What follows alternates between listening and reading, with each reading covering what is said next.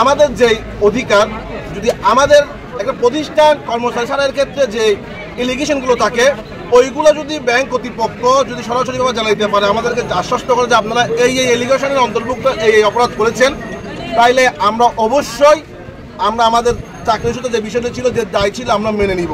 কিন্তু কোনো নিয়ম নীতি তোয়াক্কা না করে, ব্যাংকিং কোম্পানি অ্যাক্টের 45(1) তোয়াক্কা না করে ব্যাংক প্রতিষ্ঠান 2 বছর, 2.5 বছর, 3 বছর সচল থাকার পর আমাদেরকে নাটকীয়ভাবে চাকরিচ্যুত করেছেন, বৈষম্য করেছেন, এটা আমরা মানতে বাধ্য নই।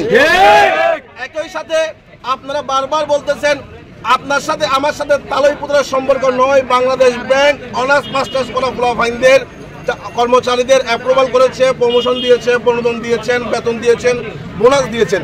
এরপরে যদি এখন আপনার নাটক করে বলেন আমরা ম্যাচিউরড নই, তাহলে আপনারা কি ম্যাচিউরড?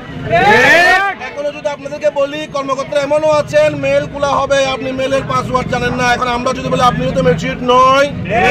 কাকুরা যা করেছেন করে পেলেন। পরীক্ষা নামক 16 তারিখ পরীক্ষা ইউনিয়ন ব্যাংকের 500 কজন। আবার বলবো যাদের চাকরি হারা হয়েছে তাদেরকে চাকরিতে পুনরায় পুনর্বহাল করা হোক। একই সাথে পরীক্ষা নামক যে নাটক করা হচ্ছে 16 তারিখ ইউনিয়ন ব্যাংকের, ওই পরীক্ষা স্থগিত করা হোক। আমরা আইনগতভাবে প্রস্তুত, প্রশাসনিকভাবে প্রস্তুত।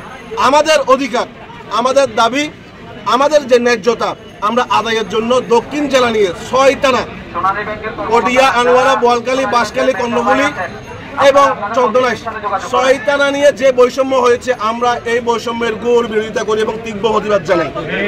আমরা পটিয়াবাসীর কাছে উদাত্ত আহ্বান জানাবো। আবার বলছি, এটা হক হালালের বিষয় নয়, এটা অধিকার আদায়ের বিষয়।